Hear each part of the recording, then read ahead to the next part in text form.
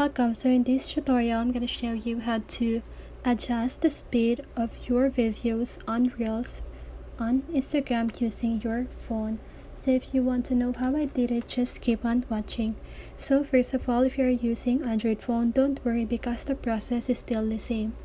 So let's get started. So first of all, you want to open your Instagram app and log in your account. So now I just want to swipe your screen from left to right. You want to make sure you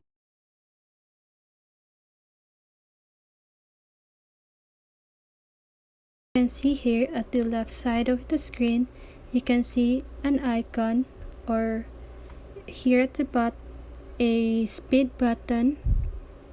So this is the 1 times or 1x key. So here you have 5 options, so 0.3, 0.5, 2, 4, and 3.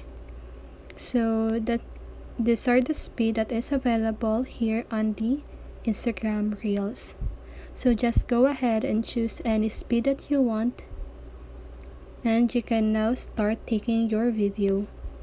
So that is how you do it. I hope this video helped you, and if it did, make sure to like, subscribe, and hit the bell notification so you won't miss a video. See you in the next one and have a great day.